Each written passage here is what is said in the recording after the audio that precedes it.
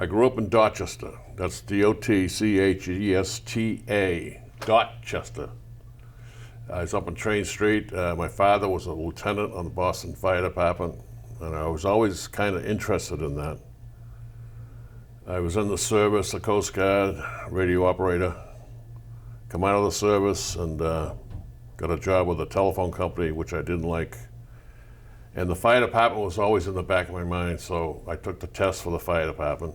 On May 20th, I got appointed, along with 10 other people. And I found it to be a job I really, really liked. Great job, great guys on the job, a lot of camaraderie, and it's just something I liked very much. Year was 1964. I got hired, May 20th. So we're out to Brighton doing ladder drills and all that stuff on the second day. I got appointed 20th, so May 22nd we're out to Brighton. That was actually a first time starting to train. And a fire started in Bellflower Street, Southie. They called us at the school to go to the fire. Now it's a long way from Brighton to there. We could see the smoke actually from Brighton. That's how big this fire was. So we all jumped in our vehicles and off we went. We didn't have any gear. We just went over there to help out as best we could. And when we got over there, I couldn't believe my eyes. I just couldn't believe my eyes. It was like 3-deckers disappeared.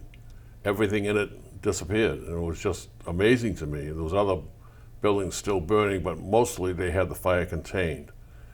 So I think I was, I forget the name of the street, either Dorset. Anyway, I was beside Chief Flanagan. They called him Fuzzy Flanagan, nice guy. And there was two and a half story buildings on fire in the rear.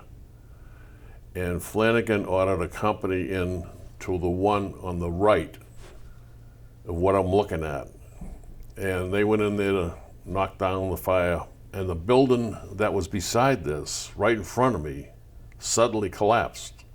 I never saw a house like that collapse, just like, bang, it's down.